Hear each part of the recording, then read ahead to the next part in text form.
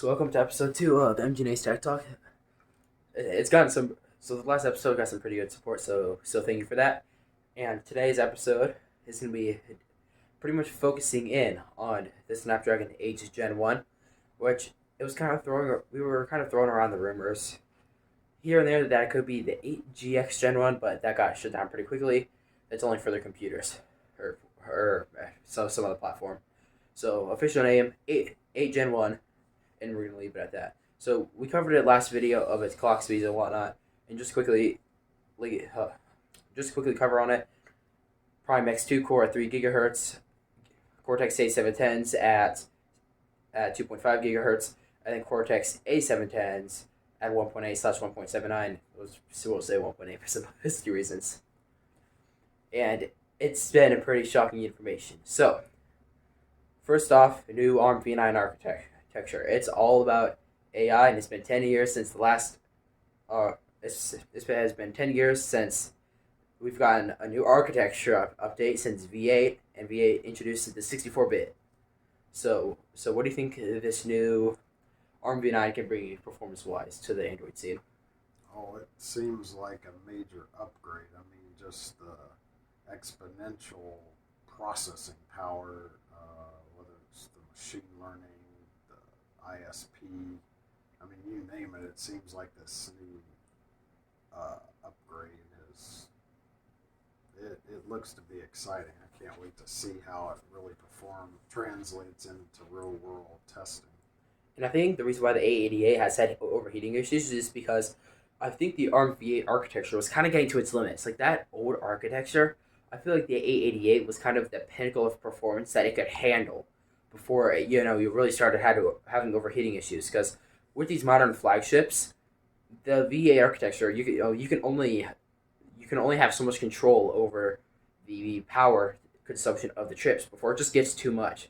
So yeah, we were quite overdue. The A65 ran pretty hot, but the A88 it just ran way too hot. So since the V9 architecture has more of a focus on AI, that's gonna help it out. And the battery efficiency apparently is going to be way better in the new chips somehow, surprisingly. So we'll see how that turns out. But it sounds promising.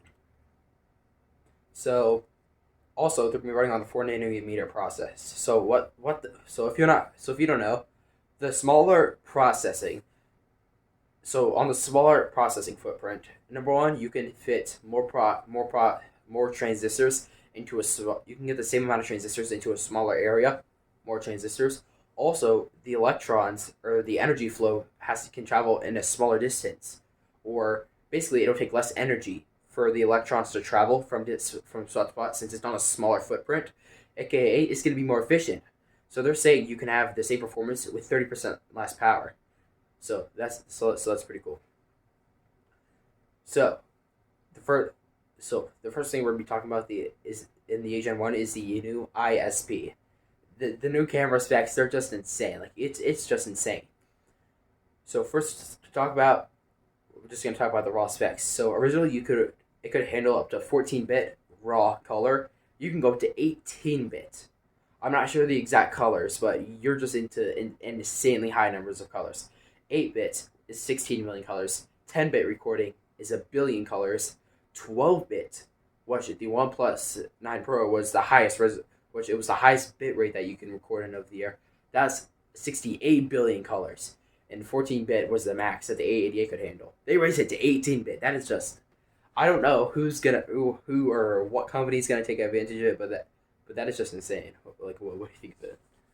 Yeah, I mean, that jump from the previous 14 to the now 18-bit processing, that gives you 4 more steps of dynamic range. So just the available color spectrum for the processing is going to be much improved. And that's just the tip of the iceberg, Isn't the actual amount of data that allows for is like 47,000 times more data that it can gather? Yeah, it can gather 4,096 times the amount of color data, or amount of colors. 44,006. It's just the data period, Yeah. like per giga second or something like that. Yeah, So so it could render 2.7 gigapixels per second up to 3.2 gigapixels per second. Basically, that's just the amount of pixels it can render all at the same time has increased. So also Qualcomm did something pretty sneaky. So since it's more of a focus on AI with the new A Gen 1, I still want to call it the A98. So they did something pretty sneaky with the A Gen 1. They have an they have another ISP hidden inside of the main AI engine, and with that fourth ISP, with the new AI, there's something called the always on camera. So if you haven't heard about this yet, it's been all over the place, and it's a big privacy issue for a lot of people. Basically, your selfie camera, it's always on, and they're kind of saying, if the AI detects someone's peering over your shoulder trying to watch your passwords, it'll automatically lock you out of your phone so they can't see what you're doing. Yeah, that's actually a pretty good positive. Personally, I'm not too concerned about this issue because, well, we almost always have cameras on us all the time at this point. But there's so many people that just have a big issue with it. Like Qualcomm said, this this data that's captured by the front facing camera is not going to be able to leave the main security chip that is inside of the 8 Gen 1. But like I think just so people are comfortable, you should have the option, and hopefully you will have the option to just completely turn it off. So do you have like any possible privacy concerns with it? uh, I mean, we're already so far down that technical, logical matrix or rabbit hole that, yeah, it's something to watch, but I mean, I think it's just a wait and see approach. I'm sure people's experiences with it will come out soon enough. I mean, there's already some testing going on with the chip out in the wild on networks and so on. So I'm sure we'll find out soon. Oh, and also another big leap. So this is gonna be kind of confusing. So kind of try to stay with me here. So they optimized this ISP for the 108 megapixel sensor, and what they did is with this 108 megapixels that it can render at the max for video recording, you can record 8K on all three of your lenses. Basically, split it up 30. Actually, I think they said 33 by 33 by 33, and record 8K on three lenses at the exact same time. Which, if you don't know, 33 megapixels is approaching 12K quality, but they're gonna downscale that down to 8K 30. So you can record 8K 30 on all of your three lenses at the same time. So that's pretty big. And also, since it can now calibrate 3.2 gigapixels per second and the new 18-bit and all this extra power that the AI has, you can record an 8K 30 HDR 10 plus. Rest in peace your storage, but that's gonna look so dang good. That high of quality with the HDR and the new optimizations, that's gonna be pretty awesome. And you can also now record in four. It can take 240 12 megapixel photos per second, aka now you can now record it in 200 in 4K 240, which I'm pretty sure OnePlus is going to take advantage of it because they were the first to adopt that 4K 120 on the 88. So anything else you want to cover on the ISP? I was just looking at the notes here, and they're talking about, which I forgot about, the mega low light mode, which is gonna snap 30 images in Virgin.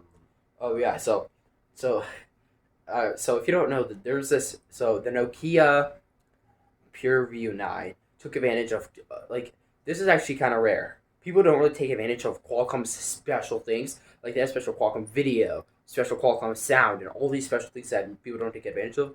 But Nokia, actually took advantage of the ISP that and special features Qualcomm put into it. They had five 12 megapixel cameras on it, took five pictures at the same time, use it compre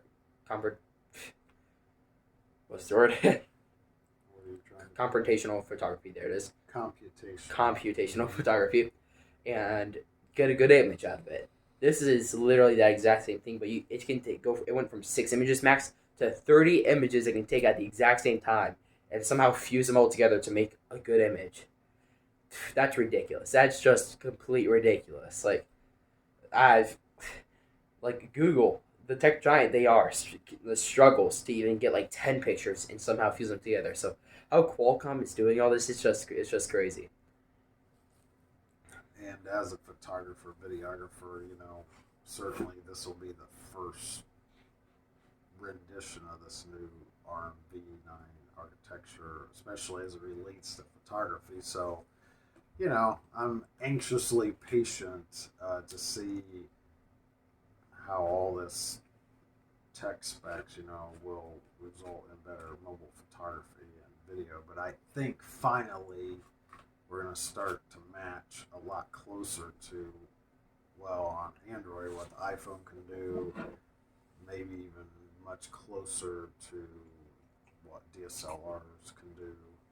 Also, I know this ISP adds, did we talk about the bokeh technology?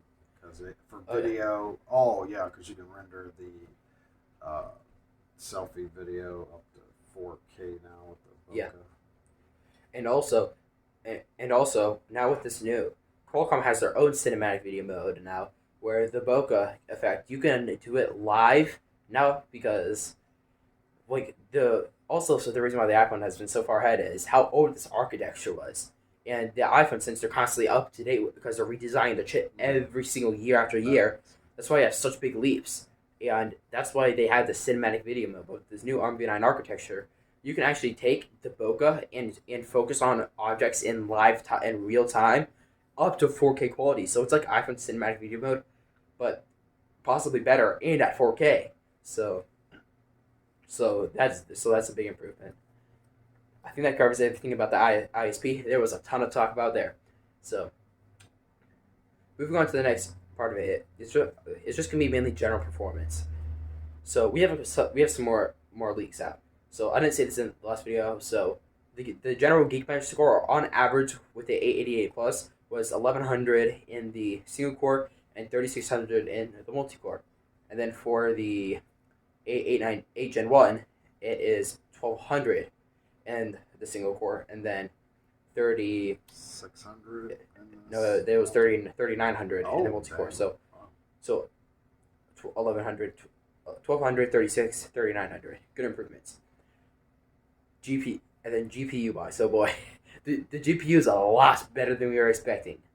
Once again, focused on AI. So first of all, they have the 888 had this old technology, and Xiaomi actually had it, where basically it can use its AI and pretty much predict where the object is going, and kind of add extra frames. But that was all loading onto the GPU, creating more heat. But now this has been improved and uses less power. So let's just say you're running a super intensive game, and it's running at 15 FPS locked, and it's just looking really bad. You can double your frame rate with using no extra GPU energy.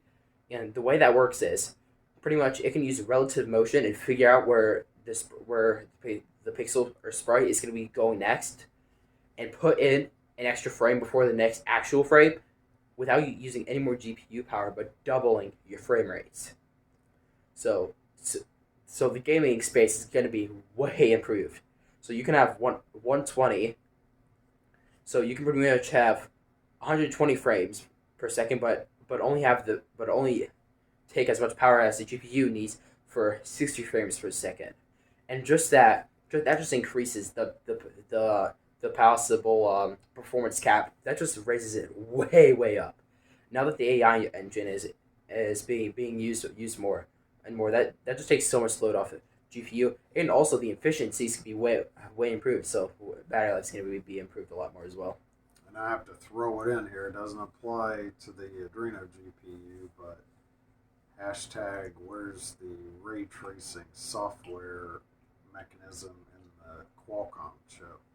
So shout out to people like Dimensity, that MediaTek that might be, and that's new. And just so people understand, the ray tracing, which can boost color refinement on the gaming sequences. But basically, when it comes to mobile formats right now, it would only be software-based ray tracing. So it's not even a big deal. Like, people blew it out proportional with Exynos 2200 having ray tracing software capabilities. So even though it's hardware based, I think in and like the PS5, for example, on mobile devices for now, it's just going to be kind of a simulated software. But it's cool though that we're getting to where we'll be able to do some of those things on a mobile platform. And also, the Antutu Score does beat out the MediaTek Dimensity 9000. And that's mainly just due to the fact that it has a better GPU.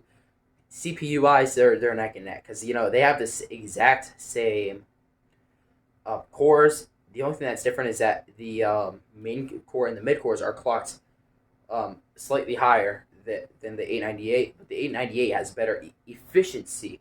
They just have better control over those cores and clock speeds and have better optimization overall.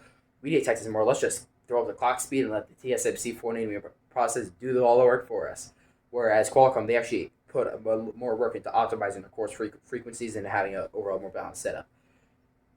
And so the score, I'll show it up on screen now, was 1,032,000 versus the MediaTek Dimensity 9000s was 1,002,000. So still looks like not quite.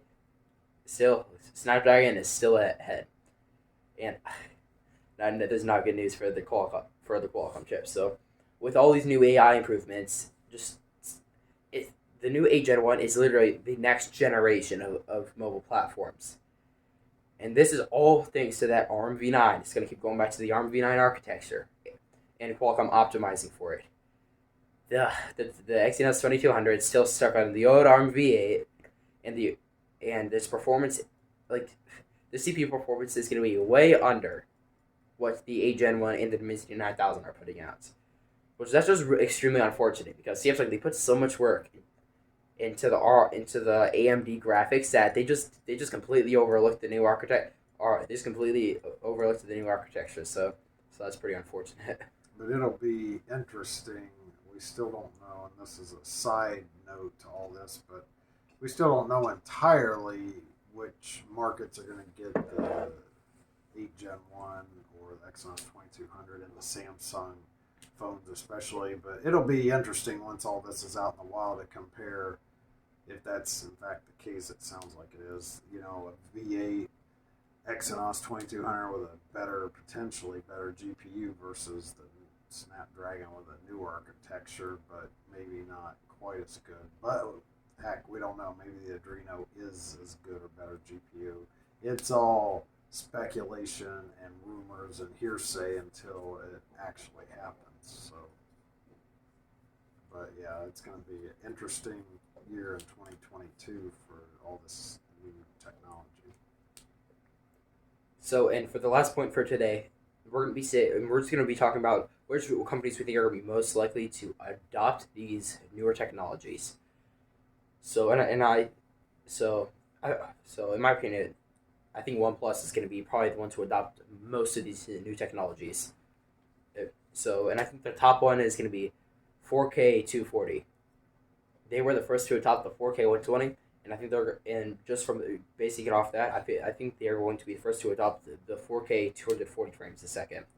And I think that's a slow motion mode, right? Kind of, basically. Maybe. It's typically for slow motion, most likely, or would that be more for like gaming? That's gonna be for like main video for the main video recording. So, but like for example, PC monitors have native frame display rate at 240 hertz. So basically, you could game in that frame rate, or that's something a little different, but similar, right? So that's interesting. Now, did you hear that this was possible with the new Qualcomm chip, that it supports 4K 240? Oh yeah, so this is, and it's just and I already hit that point earlier. Oh, and one thing before we go on, I want to throw in here before we wrap this up and give any other thoughts we might have on who's going to use this technology. I wanted to mention it because this is a tech channel. I didn't want to leave out the X65 modem for 5G that's baked into the Snapdragon 8 Gen 1 chip, because it's bringing, even though 5G is still in its infancy and it's about a halfway rolled out, Qualcomm is ahead of the curve here because pretty soon they're going to be able to carrier aggregate possibly up to 3 channels 5G on standalone, where you could have literally millimeter wave with mid-band with low band all carrier aggregating, kind of like we have with LTE right now. And boy, will that be a game changer for connectivity speeds and a lot of other 5G improvements. Maybe we'll do a separate video on that, but I just wanted to throw it in there that 5G evolution's really ramping up here. So, Yeah. So moving on to Xiaomi. So I don't think Xiaomi's gonna be changing too much, but last year, random fact, this was like Aaron. He kind of pointed this out. This is more of a flex than anything else, and more than a practicality type of thing. Xiaomi can record 8K on its telephoto, ultra wide, and its wide lens. So it can record 8K all across the board. But now that's going to become pretty relevant because now you can record 8K on 3 different lenses at the same time. That is insane. Like, that is just ridiculous. So what that means is you can zoom in, have high quality, you can crop out, get an ultra wide view, and you can get all these different shots at all these same times. And since Xiaomi already had the 8K on all of its lenses on the Mi 11 Ultra, they're going to easily be able to adopt that technology. Actually, it's going to probably just baked into the software. So that's a pretty good upper hand that the Xiaomi has. But 8K, it's still kind of a niche. It's still kind of a niche feature. You can't see the difference on a 4K display. I mean, maybe a little bit, maybe better color profiling, but yeah. So is there anything else? I mean, I think those are the 2 biggest things. I feel like Samsung is going to use this new chip to just further refine their existing hardware they already have, whereas you're going to see some of the other manufacturers like Xiaomi and Oppo, etc., maybe looking to see how far they can push their technology with this new chip. So I just think it's going to be a different take on, but it is cool how wide spectrum this chip's going to allow. And not to mention gaming phones. We haven't even gotten into that, maybe in a future episode, but it's going to be wild to see what the next round of gaming phones. I mean, we're already hearing cool things about the Red Magic 7 coming up, so I can only imagine, what the next Asus ROG phone, maybe the Lenovo Legion Gaming Dual 3 or whatever they call it. So, yeah, a lot of exciting things coming up with this new technology. So I hope you guys enjoyed this video, and in the next episode, oh boy, there's gonna be a lot. So it's gonna actually probably be next week because the Moto Edge 30 Ultra is gonna be announced December 9th, which is only a couple days after today's December 5th. The day I'm recording this video, and the Motorola is getting announced on the 9th, only 4 days in the future. So next week we'll definitely be covering that, and also maybe we'll wait a little because on the 12th, Oppo's having their Oppo Day event, as they call it, on the 12th, announcing the Oppo phones. And also we'll probably have we'll also have a few other phones mixed in there, like the Realme GT2 Pro has already been confirmed with the Gen1. So next video is gonna be all about the new Android flagships with the Gen1, all the specs, and we'll be breaking all that down. So I hope you guys enjoyed this video, and we'll see you on the next episode of Tech Talk with MGNate.